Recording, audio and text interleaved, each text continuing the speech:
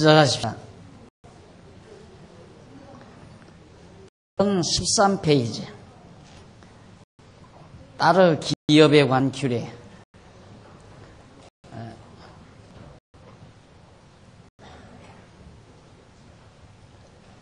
36장 1절로 4절까지는 슬로브와 스타르의 기업에 대하여 유령들이 질의하는 내용이 나옵니다. 자, 아들들이 있었을 경우에는 이제 기업을 다 분배를 받을 수 있는데 아들이 없고 딸만 있을 경우는 어떻게 되느냐? 기업이 없으니까. 그러면 그 후손은 딸만 있는 집안에는 이제 아무 기업이 없는 거죠. 그래서 이제 그 문제에 대해서 요셉 자손의 가족 중 문하세의 손자 마기의 아들 길르앗 자손 가족의 두령들이 나와 모세와 이스라엘 자손의 두령된 족장들 앞에 말하여 가로되 여호와께서 우리 주에게 명하사 이스라엘 자손에게 그 기업의 땅을 제비 뽑아 주게 하셨고 여호와께서도 우리 주에게 명하사 우리 형제 슬로브와 기업으로 그 딸들에게 주게 하셨은즉 그들이 만일 이스라엘 자손의 다른 파 남자들의 시집가면 그들의 기업은 우리 조상의 기업에서 감삭되고 그들의 속할 그 지파의 기업에 첨가되리니 그러면 우리 제비뿐 기업에서 삭감될 것이요 이스라엘 자손의 희년을 당하여 그 기업이 그가 속한 지파에 첨가될 것이라. 그런즉 그들의 기업은 우리 조상 지파의 기업에서 아주 삭감되리이다 하는 얘기입니다. 앞서 이제 슬로브와 딸들 기업을 받아라, 기업을 주어라, 딸에게도 기업을 주어라, 그 형제 중에서 이제 분배해서 주어라 그랬는데 문제는 그겁니다. 그 딸이 그러면 시집을 갔을 경우 이제 베냐민 지파하고 르우벤 지파, 그럼 베냐민 지파의 딸이 예를 들어 기업을 땅 예를 들어 1000평을 가지고 살았는데 딸이 베냐민 지파의 딸이 그 1000평을 가지고 있는 딸이 르우벤 지파의 남자에게 시집을 갔다. 그럼 기업 가지고 갈 거 아니에요. 그러면 르우벤 지파의 땅이 기업이 줄어드는 거죠. 이럴 경우 어떻게 해야 되느냐? 그건 얼마나 치밀합니까? 그러니까 가나안 땅 들어가서 백성들이 전혀 분쟁할 필요 없이 아주 원칙대로 정해진 규례대로 그 사람만 가면 백성들이 편안하게 살 수 있는. 왜 편안하지 않은가? 어떤 규례가 없으니까 그래요. 규례가 없으니까. 그래서 다 사람들이 자기 유익한, 자기 좋은 대로 행하려고 때 충돌이 일어나잖아요. 그 충돌 때문에 불화하게 되고 편안히 깨지게 되고요. 그래서 이 규례라고 하는 것이 참 중요한 겁니다. 그래서 이제 어떤 친구가 성경 좀 배우더니만 왜 사람을 그렇게 억압하는 그 법을 자꾸 만드느냐 이런 얘기를 해요. 왜 사람을 억압하는 자유롭게 다 하고 싶은 대로 내버려 두지 왜 억압을 하느냐. 그 몰라 그래요. 그러니까 자유란 그냥 마음대로 풀어놓는 게 아니거든요. 예를 들어서 교통질서가 없다면 여러분 제 시간에 지금 여기 못 와요. 왜? 예를 들어 내가 지금 이쪽으로 오기 위해서 지금 우회선 차를 타고 오는데 좌측에서 오는 차가 바쁘다고 해서 내 차로로 우회선 차로로 막 질주하고 온다. 그럼 다 맥혀버릴 거 아니에요. 자기 좋은 대로 하니까 바쁘니까 나는 이쪽으로 가겠다 하고. 그러나 우측 차선으로 가도록 그렇게 규범을 정해놓으면 서로 편리하잖아요. 이게 우리 약속이거든요. 법이란. 그러니까 법이라는 것이 어떤 힘 있는 자가 자기가 편리하기 위해서 자기 편리에 의해서 자기 좋은 대로 법을 만들어 놓고 그걸 시행해 나가면 그건 악법이죠. 그러나 우리 모두가 함께 이렇게 하면 서로 편리하겠다고 만들어 놓는 법은 약속이나 같은 거예요. 예를 들어 친구 내일 만나지 했다 이거. 내일 만나자고 하는 말만 했지 언제 어디서 만나자 몇 시에 어디서 만나자는 약속이 있으면 그냥 내일 가서 나는 종로거리에 가서 기다리고 있고 그 친구는 을지로에서 돌아다니고 있고 못 만나는 거 아니겠어요? 그러니까 정확하게 약속을 해야죠. 내일 10시에 종로 내거리 종로 역 몇 번 출구 앞에 보면 어느 레스토랑이 있으니까 그걸로 만나자. 이렇게 하면 정확하게 헤매지 않고 만나기가 편리하죠. 그 약속이에요. 그러니까 우리 교회에서 여전도의 회칙을 만들고 우리 장안중앙교회 정관을 만들고 대한예수교 헌법을 만들고 총회 헌법을 만들고 이런 모든 것들이 하나의 약속이에요. 우리나라 법은 우리나라 국법은 일본 사람들이 와서 우리나라를 지배하고 다스리기 위해서 그때 친일파들이 득세하면서 이렇게 만들어 놓은 그런 조문들이 많아가지고 사실 불리한 게 많죠. 자기들 유리한 쪽으로 만들어서 그걸 계속해서 끌고 나가니까 불리한 그 법 때문에 불이익을 당한 백성이 많다 말입니다. 그걸 지금 뜯어고쳐야 되는데 우리가 그걸 못 뜯어고치잖아요. 그러면 악법이죠. 악법. 법이라고 하는 것은 규범이나 규례 이런 것들은 하나의 아름다운 약속이에요. 그것이 누구의 자유를 억압하는. 그럼 여러분들도 보십시다. 예를 들면 5분에 만납니다. 5분에 시작합니다. 이거 하나의 약속이에요. 나와 여러분의 약속. 여러분들도 5분 더 지연하면서 차를 마심으로 아름다운 시간 보낼 수 있고 쉴 수 있고 또 나 역시 그 시간 약속함으로 시간에는 딱 강의를 하니까 편리하잖아요. 근데 나는 15분에 나오고 싶은데 왜 네가 5분에 나오라고 하냐. 기분 나쁘다. 이렇게 되면 어떻게 들으면 야 진짜 이거 억압한다. 나는 15분에 나오고 싶은데 왜 저렇게 5분에 나오라고 그러지? 이건 말 안 되는 얘기죠. 그러니까 요즘 성경 공부를 조금 하고 나면 진리가 자유하면다. 가고 싶으면 가고 가기 싫으면 말고 하고 싶으면 하고 박 목사님 들거더라. 하고 싶으면 하고 하기 싫으면 말라고 그러더라. 해가지고 교회 와서도 강의 시간에 들어오지도 않고 그냥 밖에 슬슬 돌아다니는 사람이 없나. 안 그러면 제멋대로 그냥 어디 소파에 누워서 졸고 있는 사람이 없나. 별짓 다 한다 이 말이에요. 그게 자유인 줄 알아요. 그건 어리석음의 결과예요. 어리석음의 결과. 그러니까 자꾸만 자유 이것이 완전히 어떤 규범을 무시하는 것이 아니라는 거. 하나님께서 여기도 가나안 땅 들어가가지고 처녀가 기업을 받아가지고 살다 그 기업 땅 1000평 가지고 루벤 지파로 간다면 그러면 베냐민 지파 땅이 여기 이렇게 있어요. 그럼 그 여자가 그 처녀가 가지고 있었던 땅이 이 안에 1000평이 있어 이 말입니다. 그러면 루벤 지파는 이쪽에 이제 루벤 지파가 땅이 있다. 그러면 이게 이제 경계가 분명히 루벤 지파인데 여기 가운데 딱 루벤 지파 땅이 딱 들어있는 거예요. 이래서 되겠느냐 이거죠. 이건 다시 몇 년이 지나면 다시 돌아간다. 루벤 지파에게로 다시 그 기업이 돌아간다. 그렇게 딱 규범 정해서 절대 분쟁하는 일 없이 평화롭게 가나안 땅에서 살도록 만들어가는 것. 그래서 교회 마찬가지예요. 교회도 그런 약속이 많아야 돼요. 미리 약속을 해야 돼요. 미리 약속을 안 하게 되면 힘 있는 자가 자기 좋은 대로 끌어가요. 그러면 힘 없는 자는 따갈 수밖에 없잖아요. 그러다 보면 이제 독재 사회가 되는 거죠. 이게 교회가 아주 잘 체제가 갖추어진다는 것은 서로가 편리한 대로 아름다운 약속들을 많이 만들어 놓는 거예요. 예를 들면 작은 구역도 구역장에 의해서 구역원들하고 상의를 해서 이렇게 약속을 만들어 놓고 예를 들면 구역장이 구역원들 5가정이나 4가정을 이렇게 같이 신앙 안에서 아름다운 친교를 만들어 살아가는데 애가 예를 들어서 애기 생일이 돌아왔다. 구역원 가정에 애기 생일이 돌아왔다. 그러면 온 구역원들이 같이 축하해주고 또 구역원 누가 생일을 맞으면 같이 축하해주고 기뻐해주고 얼마나 좋겠어요.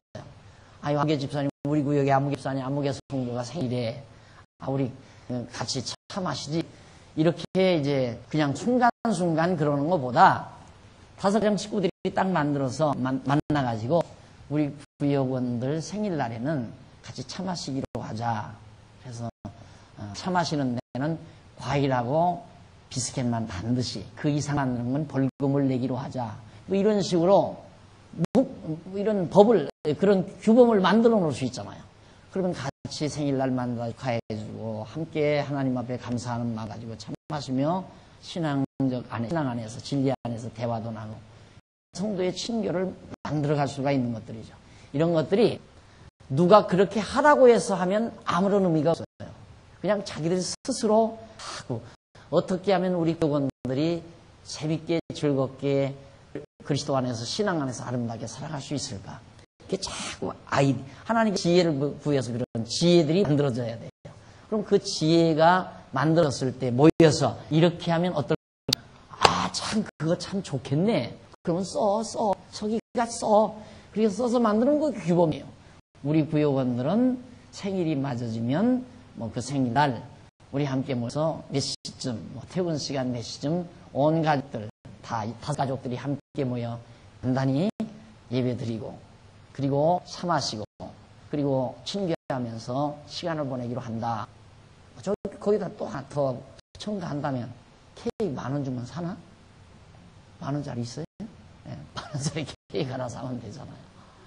예를 들면 그렇다고요. 그래서 자꾸 아름다운 약속들을 자꾸 만들어 놓는 거. 이것이 평화롭게 살아가는, 서로 충돌하지 않고 평화롭게 살아가는 아름다운 방법이에요. 그러니까 하나님께서 얼마나 치밀하게 이 법을 규범을 만들어 놓습니다. 그러니까 교회도 자꾸 왜 그렇게 법을 만드느냐 이러지 말고 얼마든지 또 뜯어 고칠 수 있는 거예요. 서로가 불편하면 야 이러지 마자. 6시 모이니까 너무 그러더라. 7시 반에 모이자. 그럼 7시 반에 모이는 거예요. 그래서 내가 교회도 불평하지 말이다. 교회에서 교회 생활하면서 불만할 거 하나도 없어요. 누가 지금 강력한 힘을 가지고 박 목사가 강력한 힘을 가지고 날 따르라 하고 가는 사람도 아니고 여러분들 좋은 대로 좋은 뜻 좋은 생각 받아서 서로 합의해서 일을 해나가는데 무엇 때문에 불만을 해요?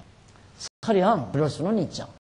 예를 들어 100명 가운데 90명은 좋아하는데 10명은 또 특수한 상황 속에서 결정되는 게 안 좋을 수도 있잖아요. 그럴 수 있는 건 이해를 하셔야 돼요.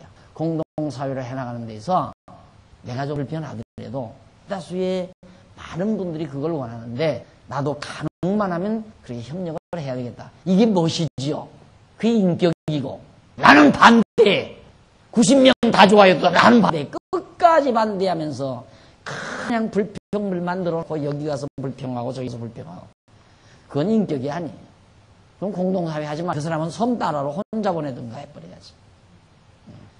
그러니까 교회 생활에서 절대 고집 부리지 말고 자기 고집대로 하려고 하지 말고 모든 분들이 어떻게 생각하는가 모두가 좋은 방향으로 모두가 즐거운 방향으로 약속을 만들고 약속을 하고 그 약속을 기재해 놓고 그 약속에 따라서 서로 살아가도록 노력함으로 우리의 삶이 평화롭고 충돌이 일어나지 아니하고 그러잖아요. 상대방을 기분 나쁘게 하지 아니하고 당신 여기에서 우리 그렇게 하기로 했잖아.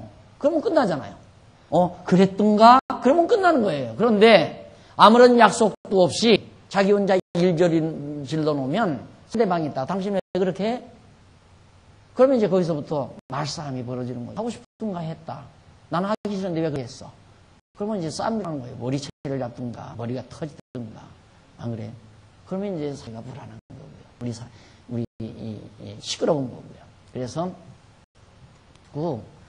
이렇게 구역은 구역대로 지구는 지구대로 여전도에는 여전도의대로 남전도에는 남도의대로 이렇게 소규모 모임에서도 자꾸만 그런 아름다운 약속들을 만들어 가기 때문에 매번 기총회 때마다 바로 그게 있잖아요. 회칙 수정. 그러니까 약속 수정이라는 말이에요. 그게 약속 수정.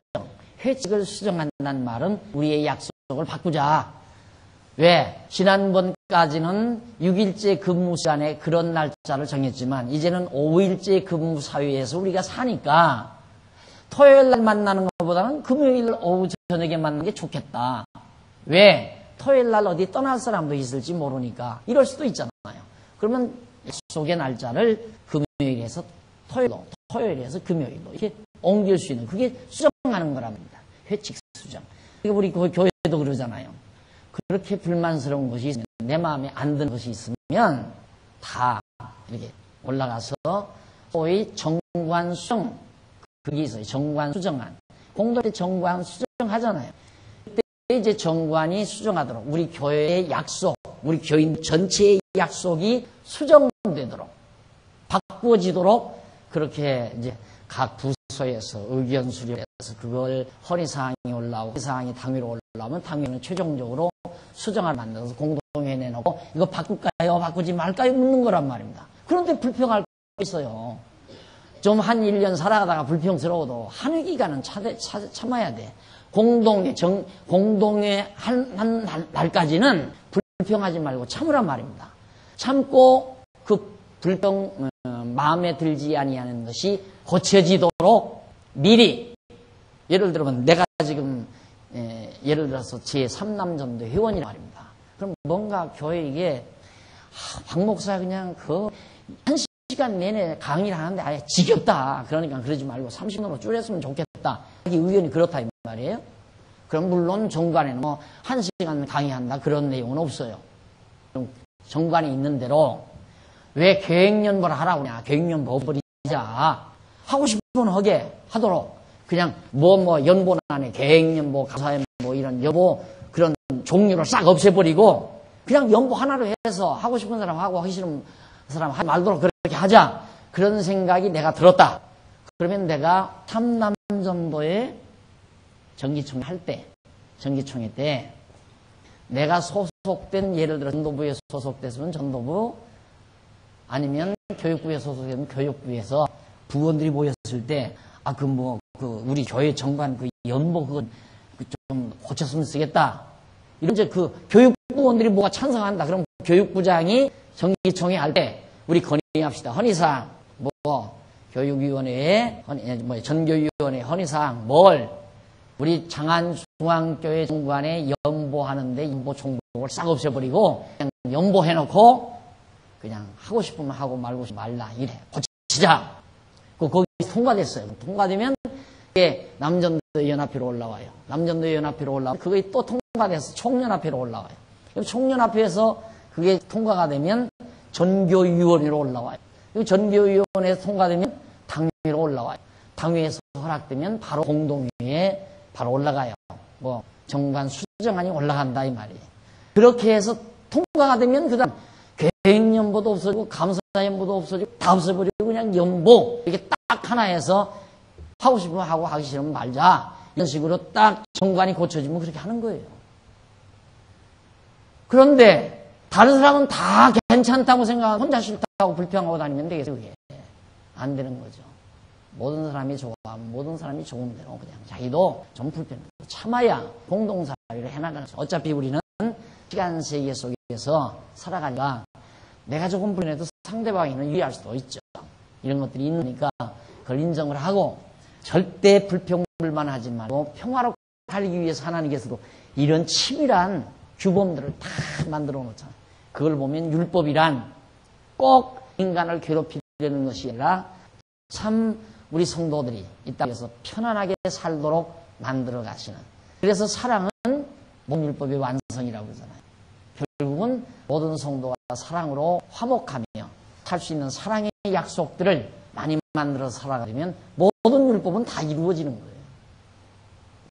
그래서 여러분 이 교회 생활, 단체 생활 아니에요? 단체 생활의 비결이란 약속에 있다. 사랑의 약속. 친구도 역시 그렇습니다. 단 두 사람의 친구, 너와 나와의 친구라도 약속을 어기기 시작하면 친구 관계가 멀어지는 거예요. 친구 관계가 계속 유지되려면 아름다운 약속을 많이 간직하고 있는 것이 바로 친구 관계를 유지하는 중요한 하나의 핵심이란 말입니다. 친구끼리는 많은 약속이 있잖아요. 우리 변치 말자 이런 약속도 있다든가 우리는 절대 험담하지 말자, 나 욕하지 말자, 암암리 이런저런 약속들을 많이 가지면 많이 가질수록 친밀한 거란 말입니다. 그러나 약속이 없다는 건 언제 틀리면 헤어지는 거죠. 안 그래요? 그래서 하나님께서 이처럼 아름다운 규례들을 만드는 것은 평화롭게 잘 살아가기 위한 하나님의 섭니다. 그 다음 넘어가서 1014페이지 36장 5절로 9절에 보면 슬로브 와서 딴 기업에 대하여 모세가 답변을 해줍니다. 모세가 여호와의 말씀으로 이스라엘에게 명하여 가로되 요셉 자손 지파의 말이 옳도다. 슬로브와스 딸들에게 대한 여호와의 명이 이러하니라. 이르시되 슬로브와스 딸들은 마음으로 시집가려니와 오직 그 조상 지파의 가족에게로만 시집을 가라. 그 말이에요. 자, 이거 곤란하잖아요. 자, 이렇게 되면 이 땅이 그 여자의 처녀로 있었던 여자의 기업이 베냐민 지파의 땅 속에 뛰어들어가 있는데 이걸 띄어서 이쪽으로 옮길 수도 없는 거 아니에요. 여기 붙어 있다 이 말이에요. 그러니까 남의 베냐민 지파의 기업 속에 루벤 지파의 땅이 뛰어들어갔으니 안 되지 않느냐. 그래서 하나님께서 모세를 통해서 명한 말씀이 뭐냐면 만약에 베냐민 지파의 딸이라면 반드시 루벤 지파로 시집을 가지 말고 같은 동족에게로 시집을 가라 그 말이에요. 그러니까 미국 남자한테 시집 가지 말고 대한민국 남자한테 시집 가면 되지 않느냐 이 말이에요. 안 그래요? 그러면 내가 여잔데 대한민국에 지금 내 땅 1000평이 있어요? 1000평이 있는데 내가 미국 남자한테 시집을 갔다. 그럼 여기다 팔 수밖에 없잖아요. 이 땅덩어리 떼가지고 갈 수 없으니까. 그런데 이건 팔아먹을 수가 없어요. 항상 이건 루벤 지파의 기업이어야 되니까. 또 다시 제게로 돌아가요. 희년이 되면. 팔아먹어서도 다시 희년이면 자기 소유가 되는 거예요. 그러니까 딸일 경우는 자기 족속에게 시집을 가라. 그러면 아무 이상이 없지 않느냐. 그게 바로 하나님께서 모세를 통해서 가르쳐줍니다. 얼마나 정말 정확한 이치에 맞는 그리고 문제 해결할 수 있는 좋은 이런 것들이 아름다운 규례예요. 그러니까 우리가 아까도 말씀드렸지만 교회 생활도 그렇게 지혜를 짜서 너도 좋고 나도 좋고 우리 모두가 함께 서로 사랑하며 살 수 있는 좋은 사랑의 약속들을 많이 만들어내는 것이 교회가 평안하고 아름다워지는 지름길이라는 사실도 꼭 기억을 하셔야 됩니다.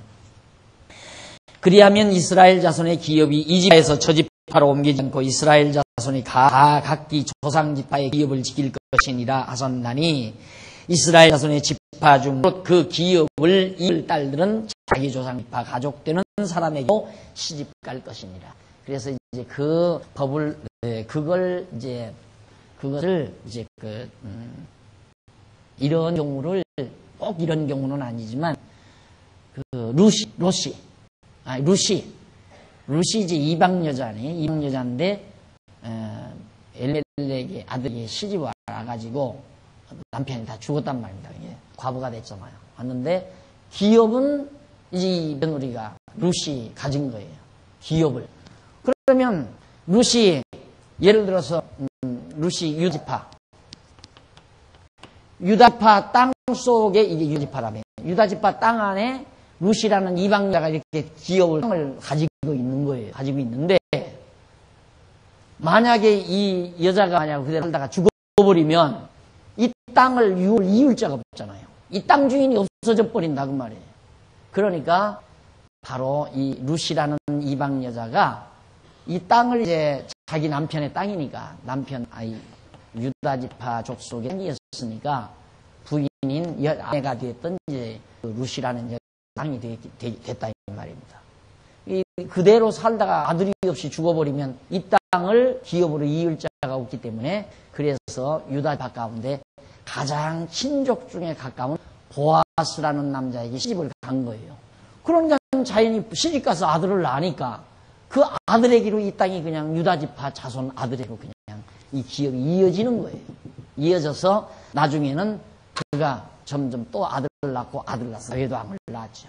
유다지파 다윗왕이 그래서 저기서 출생하는 건데 기업은 옮기지 않는다 이 말이에요. 마찬가지예요. 오늘 우리에게 약속하신 신령한 기업은 절대 옮겨지는 법이 없어요. 우리가 하나님 나라를 유업으로 받잖아요.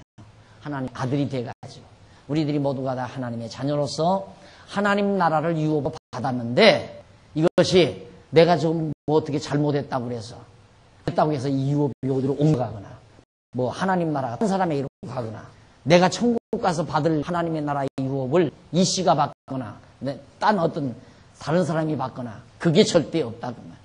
항상 한 번 받은 유업은 늘 그 사람의 소유로 유지된다는 진리를 우리에게 잘 말해주고 있습니다. 그래서 믿음직한 하잖아요. 절대 빼앗기지 않는다. 하나님께로부터 약속받은 하나님 나라 유업은 절대 내게서 옮겨가지 않는다. 이것이 이 진리가 가르쳐주는 가장 핵심적인 내용입니다. 다음 보십시다. 넘어가서 36장 7절로 12절에 보면 15페이지 슬로보아스 딸들이 여호와께 명하신 대로 다 순종했다. 당연한 거죠. 그래서 거기 한번 조금 읽어볼까? 본문은 슬로보아스 딸들이 여호와께서 모세에게 명하신 대로 행하여 자기 조상과 지파 가족에게로 시집을 간 내용입니다. 슬로보아스 딸들은 여호와께서 모세에게 명하신 대로 행하였다. 해결 방법이 그거였습니까? 전에는 뭐 어떻게 할까요? 모르겠다 이 말이고 이럴 때는 어떻게 해야 되는가? 몰랐는데 하나님께서 이렇게 하면 된다. 딱 들어보니까 맞거든요. 그러니까 그대로 하나님께서 명하신 대로 행하다. 그것은 그들이 슬로보아스 딸들로서 아비의 기업을 받을 때에도 여호와의 명하신 말씀에 따른 것이기 때문에 너무나 당연한 태도인 것이다. 아버지가 돌아가시면서 딸만 낳고 돌아갔다 이 말이에요. 그러면 그 유업은 어떻게 되느냐? 아버지가 가지고 있었던 유업은 딸들에게 주어라 그 말이죠. 그럼 딸들이 살다가 시집갈 때는 어떻게 하느냐? 이렇게 해라 그 말이에요. 그래서 그 딸들은 말라와 디르사와 호글라와 밀가와 노아인데 그들은 모두 여호와께서 명하신 대로 그 아비 형제 아들들에게로 곧 사촌들에게로 시집을 한 것이다. 그래서 그 기업이 그 아비 가족의 파에 여전히 남게 있게 되었다. 다음 36장 13절 이는 모압 평지에서 명하신 여호와의 명령과 규례이다. 지금까지 여러 가지 딸의 기업에 관한 규례라든가 그 이전 딸을 분배하는 규례라든가 도성의 도피성을 만드는 규례라든가 이런 모든 것들은 바로 뭐냐? 여호와께서 바로 여리고 그 맞은편 모압 평지에서 모세에게 명해진 명령과 규례 내용들이었다. 이렇게 해서 이수로 민수기 내용이 일단 끝을 냈습니다. 여기서. 자, 민수기가 끝이 났는데 그 다음 이어지는 것이 신명기입니다. 1017페이지 제2절 호렙산 언약 재교육입니다. 호렙산 언약 재교육. 신기 전체 내용은 여호와 하나님께서 광야 40년 동안 세대교체된 이스라엘 자손을 대상으로 호렙산 언약을 대교육시키는 섭리 내용이다고 소개되죠. 자, 그러면 아까 민수기는 실상 민수기는 어떤 내용이냐? 시내산에서 출발을 해서 가데스 바네아에서 40년 동안 도는 내용과 그 다음 이 모압 평지에 도착해서 잠시 이 땅에 들어가서 해야 될 여러 가지 규례들을 명해 주신 내용이에요. 그러면 신명기는 뭐냐? 신명기는 여기서부터 이 과정 전부 돌고 온 차세대, 차세대가 아니라 제2세대.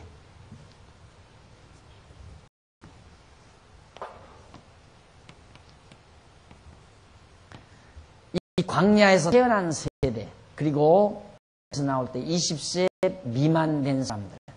그러니까 이 땅에 여기쯤 왔을 때는 우리가 그걸 예감할 수 있죠. 60살 이상 된 사람은 거의 없다. 갈렙과 여호수아만 60살 이상이 됐지 나머지는 전부 60세 미만이다. 그럼 얼마나 젊어요? 얼마나. 근데 참 신기한 게 뭐냐면 선진국들이 지금 선진국일수록 뭐가 선진국인가?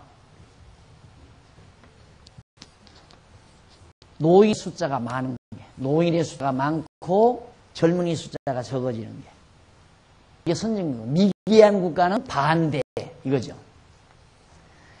어린 사람 막 애기들 막 팔남매 그러니까 바글바글하잖아요. 근데 노인들은 이제 숫자가 아주 적다 이 말이에요. 이게 미개한 국가, 이게 선진국이다. 활동 인구는 적고 놀고 먹는 노인들은 많아져. 그러니까 어떻게 된다? 망한다. 망하게 돼 있어. 그래서 망하는 거예요. 그래가지고 안 망하기 위해서 하려고 하는 게 아니라 자꾸 로봇들을 만들어내가지고 로봇들을 만들어서 로봇들로 공장 경영하게 하고 물건 만들어내게 하고 또 뿐만 아니라 왜 이렇게 적어지는가? 노인 인구가 왜 많아? 건강이 좋아지고 건강관리 잘하니까 오래 살고 아기는 안 낳으려고 하고 누가 아기 낳으려고 하겠어요? 여러분들이나 겁없이 아기를 낳지. 안 그래요? 아버는 아기 안 낳으려고 한단 말입니다. 그래서 아기 안 낳게 되면 결국 망하나 아기 안 낳게 되면 그래가지고 자꾸 그 뭡니까 그 사람을 세포 떼가지고 해가지고 막 아기들을 생산해내려고. 그러니까 앞으로는 이제 사람 병아리가 부화장에서 나오듯이 사람 부화장 만들어내요. 사람 부화장 만들어내면 사람들이 이제 예를 들어서 한참 젊은 사람들 한 30 초반이나 20대 후반 사람들이 강아지 집에 애견가들이 강아지 집에서 야 저거 예쁘다 저거 골라다 키지 하고 가서 골라다 키잖아요. 그러듯이 이제 인간 부화장에서 야 저거 콧대가 잘생겨 저놈들이 다 길르자 하고 그러고 이제 사다가 이러는 날 그런 날이 이 세상에 오죠. 그렇게 되게끔 돼 있어. 야 오죽이나 안 나면 안 날려고 하니까 남자들이 자기 씨를 퍼뜨려야 되는데 그 남자가 자기 뱃속에다 이제 넣고 기르겠다는 거예요. 애기를. 지금 그런 세상이 오잖아요. 그러니까 정말 이 제2세대들 얼마나 젊어요. 60대 미만이니까 아주 다 이런 사람들로 지금 여기를 들어가는 거예요. 아주 건장한. 왜? 참 하나님 너무 멋있나요? 노인 어른들 100세 지금 누구야? 아까 이제 아론도 123세에 죽었잖아요. 그러면 100세가 넘은 노인들이 많으면 전쟁할 때 얼마나 힘이 들어요. 안 그래요? 전쟁할 때. 그런데 60세 이상이면 뭐 거의 뭐 당신들이 자기 몸 다 도망갈 때 피난 다 갈 거고 숨을 때 다 숨고 이럴 수 있으니까 또 아주 다 젊으니까 전쟁이 나서 싸울 사람도 많고 그렇게 준비를 완벽하게 하나님께서 다 갖추어놨어요. 그렇게 해서 이제 요단강 건너가서 가나안 땅에 사는 많은 백성과 싸우도록 지금 준비가 다 완료됐단 말입니다. 그런데 문제는 몸은 젊은데 지금까지 40년 동안 이렇게 공부해 온 것. 여기서 애굽의 상황은 광야에서 태어난 자들은 애굽에서의 생활은 모르잖아요. 어떻게 살았는지. 광야에서 출생한 자들은. 그러니까 여기 와서 40 미만들은 전부 광야에서 태어났다 이 말이죠. 그리고 여기 애굽에서 5살이나 6살 때 나온 놈은 그때 까마득하게 기억이 안 난다 그 말이에요. 그러니까 모세는 여기다 데려다 놓고 바로 이 지난날의 역사 교육을 다 시키는 거예요. 재교육. 그것이 신명기 내용이에요. 자, 그러면 이 신명기를 잘 공부하게 되면 뭘 할 수 있는가? 자, 여기가 이제 갈대아 우루. 여기가 이제 아브라함의 고향이에요. 아브라함을 여기서 불러서 하란으로 갔다가 하란에서 바로 여기 세겜으로 여기서 살다가 아브라함의 후손 야곱 때에 애굽으로 내려가서 400년 지나고 여기 올라온 거란 말입니다. 그렇죠? 이것이 창세기. 여기가 창세기 12장이에요. 그러니까 창세기 12장에서부터 지금 신명기 전에 뭐죠? 민수기 마지막까지 창세기 12장에서 12장 이전은 노아 홍수 사건이 있었고요. 그 이전에 넘어가면 아담 창조되고 타락한 거. 그런 얘기죠. 그런 얘기 조금 나와요. 아담 창조해서 아담이 이제 에덴 동산에 범죄하고 쫓겨나고 가인과 아벨이 뭐 제사드리다가 어떻게 가인의 제사는 하나님께서 물리치고 아벨의 제사 받으시고 아벨 쳐 죽인 다음에 아벨의 설 낳고 그 후손들의 명단이 쭉 나오고 거기에서 에녹이 나오고 노아가 나오고 노아가 세 아들을 낳아서 홍수 심판이 일어나고 그리고 아브라함이 나온 거란 말입니다. 그러면 창세기 12장부터 민수기 지금 오늘 배우기까지 그게 바로 이거예요. 우에서 하란으로 왔다가 그 다음 세계로 와서 여기서 애굽으로 내려갔다가 400년 종살이하고 나오는 것이다. 그러면 창세기 애굽까지 간 때가 창세기, 그 다음 출애굽기, 그 다음 레위기. 이 출애굽기가 애굽에서 이제 나와서 시내산 때까지가 출애굽기. 그 다음 레위기는 시내산에서 율법 받은 내용. 그 다음 민수기는 여기서 출발해서 여기까지 온 거. 쉽죠? 그러면 이제 신명기는 뭐냐? 이거에 대한 의미가 그 속에 다 담겨 있는 거예요. 신명기. 그래서 예수님도 제자들에게 이 신명기의 내용을 많이 들어서 설명했어요. 예수님께서. 이 신명기가 참 중요해요. 이런 모든 하나님의 역사 섭리에 대한 해설이 그 속에 담겨져 있습니다. 진정한 의미와 목적 등이 신명기에 다 나와 있어요. 그래서 여러분 신명기 공부를 잘 하면 그동안 안 나오고 그동안 공부 전혀 못하고 오늘 처음 나오셨다. 행운아예요. 그래서 행운아. 그러나 지금까지 아유 나도 그럴걸. 지금까지 나오지 말고 오늘 나올걸. 오죽하면 막내딸 시집에다 자기가 간다고 그러겠어요. 오죽하면 나도 간 거지. 처음부터 나와서 공부한 사람이 훨씬 낫죠. 그거야. 그러니까 어떻게 해서 나왔다면 이래도 이만한 것도 다행이다. 그 말이야. 오늘부터 공부해도. 왜? 지금까지 모든 하나님의 역사, 섭리, 경륜에 대해서 모세가 자세하게 이렇게 설명을 해요. 왜 아브람 이렇게 불러들였나? 이렇게 돼서 왜 애굽에 가서 종살이 했나? 왜 이렇게 이끌어내는가? 이런 고생을 왜 시키는가? 이런 의미에 대해서 자세하게 모세가 하나 설명해서 가르쳐줘요.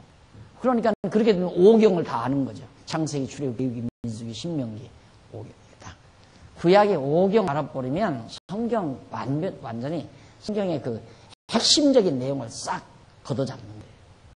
그래서 앞으로 신명기 차근차근 우리가 공부할 건데 이제 말씀드렸죠. 창세기, 출애굽기, 레위기, 민수기, 그 다음 이제 신명기는 다시 한번 쭉 이 모든 내용들을 구체적으로 의를 깨닫도록 설명해가는 내용이다. 그 말입니다. 그래서 호렙산 언약의 재교육이라고 해요. 이세대에 대한 재교육. 물론 지금까지 여러 가지 교육을 받았지만 모세가 총체적으로 앞으로 가나안 땅 들어갈 백성들을 모아 평지에 모여놓고 최종적으로 재교육을 시키는 유언장과도 같은 내용이다. 자, 그러면 그 내용을 살펴보면 내용 가운데 1장에서 4장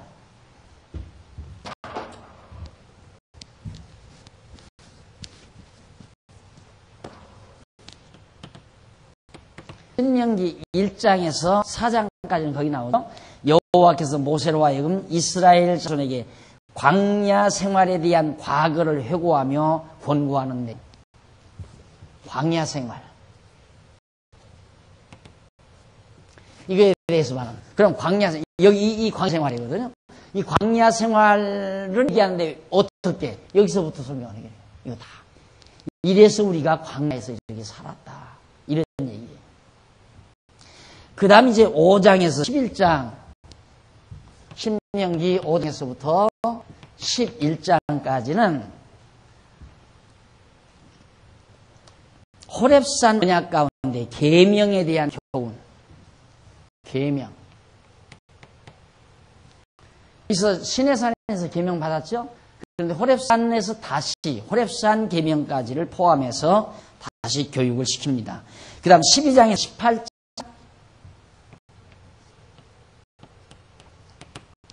12장에서부터 18장은 호렙산 언약 가운데 규례, 계명, 규례, 지금까지 본 거예요. 그 다음 19장에서부터 26장 여기는 율례.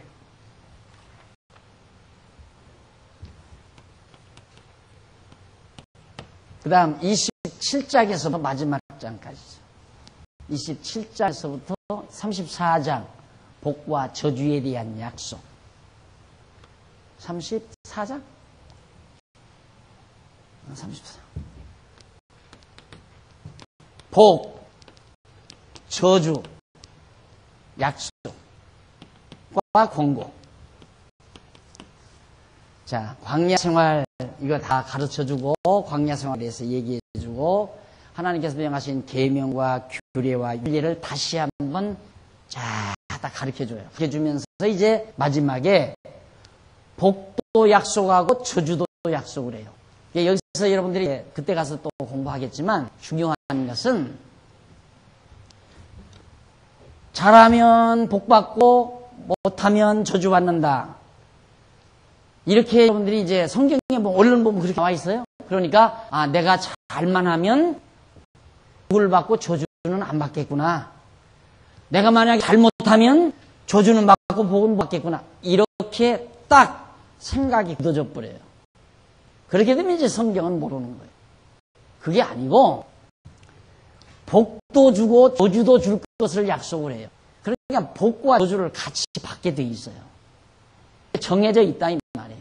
복도 받을 뿐만 아니라 저주도 받는다 그 말이에요. 그걸 약속을 하면서 권고를 해요. 이것이 이제 신명기예요. 이게 아주 중요한 부분이죠. 결론과 같은 것이니까.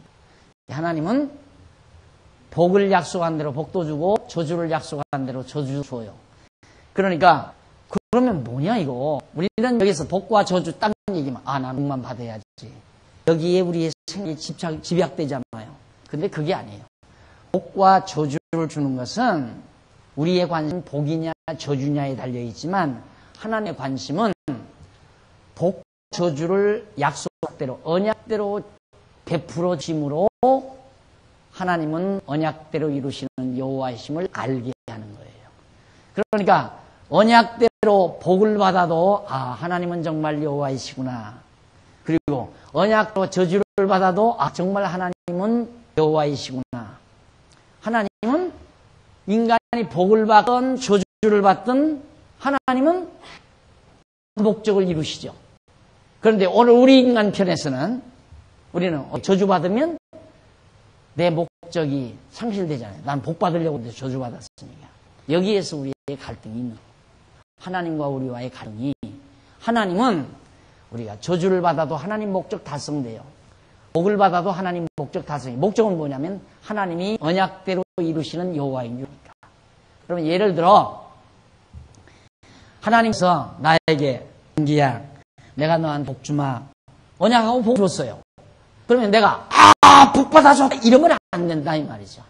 야 진짜 하나님은 언약대로 이루시는구나. 약속하면 정말 약속대로 나에게 복을 주시네. 이걸 깨닫는 것이 소중한 거라 그 말이에요. 그 다음 또 몇 년 있다가 용기야 내가 너한테 저주를 좀 하겠다. 너 하는 사 다 망할 것 같다. 망한다. 근데 진짜 망해버려요. 야 진짜 하나님은 언약대로 이루시는 분이구나. 그걸 깨닫는 것으로 그게 소득이라 그 말이에요. 그런데 항상 우리의 관심은 어디에? 이러면 복. 특히 우리 동양인들. 요즘에도 한복 입으면 옷구름에도 복, 이것들은 뭐라 그래? 여기도 복, 기슬개도 복, 캠핑도 복, 저 치마 끝에도 복. 눈이 여기에 시선이 멈춰지니까 사람이 어리석어져 버려요. 미련해진다 그 말이에요. 그래서 갈등이죠. 나는 복 받아야 되겠는데 왜 이렇게 저주가 오나? 왜 이렇게 어려운 일이 오나? 나는 형통한 일만 해야 되는데 왜 권고한 일이 나에게 오는가? 그것 때문에 우리 고민 아니에요. 권고한 일도 하나님의 뜻에 따라오는 거고 형통한 일도 하나님의 정하신 뜻 따라오는 거니까 모든 만사가 내 뜻대로 안 되는 거구나. 하나님의 정하신 뜻대로 되는구나. 그래서 되어지는 일, 형통한 일이든 권고한 일이든 되어지는 일을 보고 하나님 여호와를 배워가는 것. 그게 지혜자요 슬기로운 사람이란 말입니다. 그걸 하나님은 목표로 하는데 우리는 저기다 눈 시선을 두니까 완전히 어리석어질 수밖에 없어요. 여러분 강아지 사다 놔봐요. 강아지랑 코는 어디에 있어요? 퀴퀴한 냄새 나는 데만 쫓아다니는 거예요. 그 강아지가. 그러듯이 오늘 우리 인간들도 여기에만 그냥 온통 생각이 집중되어 있기 때문에 미련하고 어리석을 수밖에 없죠. 이게 미련하고 어리석으면 고통당할 수밖에 없어요. 갈등이 오고 좌절이 오고 실망이 오고 온갖 스트레스를 받고. 그러나 거기에서 벗어나서 정말 하나님의 뜻이 무엇일까? 왜 하나님은 나에게 형통한 날도 주고 권고한 날도 왜 주시는가? 그걸 깨닫게 되면 하나님이 여호와심을 깨닫게 하기 위해서, 그리고 모든 만사가 내 욕심대로 되지 않는 걸 깨닫고 하나님 정하신 뜻대로 된다는 걸 깨닫게 하려고 나에게 이런 형통함도 주시고 권고한 날도 주시는 거구나. 이래서 권고한 날이 오든 형통한 날이 오든 전능하신 주권자이신 하나님 여호와를 경외하며 그를 섬기는 삶으로 정말 기쁨을 삼고 힘을 얻는 그런 슬기로운 나의 삶이 이루어질 수 있는 거란 말이야. 그래서 하나님께서는 마지막 여기 들어가서 이 가나안 땅 들어가면 너희들에게 복만 주는 거 아니야 그 말이에요. 알았어요? 저주도 주겠다 그 말이에요. 그런데 보통 뭐라고 가르치는 선생님들이 얼마나 차이가 있습니까? 잘 들어보시고, 가르치는 선생님들이 너희들 여기 가서 여호와는 날 잘 경외하면 너희 복을 주고 너희가 날 경외치 아니하면 저주를 받는다. 이러고 가르치는 말이에요. 그러니까 안 맞는 거예요. 그러기 때문에.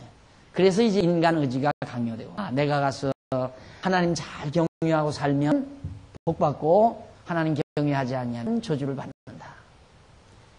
인간의 행위에 따라서 그렇게 되는 거야. 하나님의 계획에 따라서 그렇게 돼요. 그러니까 하나님이 날 망하게 하려고 하잖아요. 예를 들어 이 본문에 가면 그렇게 나와요. 너희가 날 저버리고 우상을 섬기고 이렇게 된다. 왜냐하면 내 계획대로 너희를 저주하기 위해서 그런다고 말이에요. 너희들의 저주를 내리기 위해서. 그러니까 알아요, 우리들도. 내 마음이 변함없이 늘 하나님 여호와 중심으로 여호와를 찬양하고 여호와 감사하고 늘 기쁨과 감사와 정말 찬양하는 마음으로 늘 기쁨으로 하나님 경외하며 사는 삶을 살면 나를 하나님께서 형통케 하려고 그러시는구나. 형통하게 살게 하기 위해서 하나님께서 그렇게 하도록 하나님께 감사하고 찬양하고 늘 평강과 기쁨이 있게 만들어 주어요. 그런데 하나님이 나를 시험에 들게 해서 어려운 곤고한 날을 겪게 하려면 교회도 가기 싫고 공부도 하기 싫고 마음에 기쁨도 없고 감사도 없고 짜증만 나고 불평불만만 생기고 집사님한테 전화가 와도 목소리도 듣기 싫고 목사도 뵙기 싫고 권사님도 뵙기 싫고 점점 그렇게 되는 거죠. 짜증, 불평, 갈등 이런 것들이. 그럴 때는 하나님께서 나에게 곤고한 날 주시려는 거다. 그렇게 생각하면 틀림이 없어요. 왜? 하나님이 그렇게 하도록 해서 곤고한 날을 겪게 하는 거니까. 복도 하나님이 마음의 기쁨과 평강을 누리게 해서 형통함을 주시는 거고. 그래서 여러분 제가 늘 그러잖아요. 마음의 기쁨과 평강이 없는 것처럼 두려운 게 없어요. 감사함이 없는 것처럼 두려운 게 없어요. 감동이 없는 것처럼 두려운 게 없다 이 말입니다. 고연히 짜증스럽고 누군가 만나기만 하면 한번 쥐어박아주고 싶고 늘 마음속에 갈등만 생기고 온갖 스트레스를 받고 이건 벌써 하나님께서 나에게 곤고한 날 주시려는 전초작업이에요. 전초작업. 이게 성경이 그거예요. 네가 이렇게 하면 저주를 받고 이렇게 하면 복 받는다. 그러면 내가 잘만 하면 복만 받지 저주는 안 받잖아요. 안 그래요. 그게 아니에요. 정해 있어요. 하나님께서 딱 복도 주고 저주도 주겠다 그 말이 이따가 들어가서 복도 주고 저주도 주겠다. 진짜 복도 그게 호렙산 언약이에요. 이 약속이 호렙산 언약. 이게 바로 성경이 깨끗하게 풀려져가는 키예요. 저런 시각. 근데 모두가 자꾸 조건적으로 인간이 잘하면 복을 받고 인간이 잘못하면 저주받는. 이래서 우리가 스트레스 받잖아요. 그러니까 필요 없어요. 여러분 스트레스 받을 거예요. 어차피 하나님께서 나 주기로 한 복은 받게 돼 있는 거고 또 하나님께서 날 한번 곤고한 날 저주를 주어서 곤고한 날 겪게 하면 겪게끔 돼 있어요. 하나님 뜻대로 되게끔 돼 있다 이 말입니다. 그러니까 막 푹 놓고 그냥 사는 거예요. 에? 건방지게 내가 조심해야지. 내가 조심해요? 조심도 하나님이 조심하게 해야지. 그래서 하나님이 어떻게 하게 하신다. 하게 하신다. 복 받게 하신다. 저주 받게 하신다. 복 받는다, 저주 받는다가 아니라 복 받게 하신다, 저주 받게 하신다. 어떻게? 하나님의 정하신 뜻대로. 그것이 길이의 도. 하나님이 정하신 길. 내가 일평생 살아가는 길이 정해져 있어요. 언제쯤 가서 곤고한 날 겪고 언제쯤 가서 형통한 날 당하도록 하나님이 내 길을 다 정해놓고 있는데 간다 그 말이에요. 그걸 깨닫는 것이 도통하는 거라고 말이에요. 하나님의 정하신 뜻대로. 그게 지난번 잠언서가 가지고 있는 중요한 키가 바로 그겁니다. 훨씬 마음이 편안해지죠. 여기서 들을 때는 그렇구나 차분해져 가요. 그런데 나가서 이제 차 타고 집에 들어갔다. 그때부터 이제 또 흔들리죠. 그러니까 다음 시간에 또 나오셔야죠. 기도하십시다. 자비하신 아버지 하나님, 위대하신 하나님의 뜻을 누가 구부릴 수 있습니까? 정하신 뜻대로 만사를 섭리하시고 주관하시는 하나님, 깨닫고 살 수 있도록 은총 베푸신 하나님의 사랑을 감사합니다. 오늘 또 배운 말씀 사랑하는 성도들 마음속 깊이 담다시옵소서. 근심 걱정 쳐버리고 정하신 뜻대로 인도해가는 하나님 앞에 정말 감사하며 늘 감동하면서 기쁨과 찬송을 끊임없이 주 앞에서 돌리며 살아가는 행복한 우리 성도들 되도록 인도해 주시옵소서. 곤고한 날이 오든 형통한 날이 오든 죽음이 내 앞에 오든 삶이 내 앞에 오든 어떤 경우라도 하나님 저버리지 아니하고 하나님의 섭리 경륜을 깨닫고 사는 슬기와 지혜를 우리 모두에게 주시옵소서. 우리 연보할 마음을 주셔서 연보에 동참할 한 사랑하는 귀한 종들 손길 붙드시고 선한 결실 하나님 거두어 주시옵소서. 이 이름으로 기도드립니다. 아멘.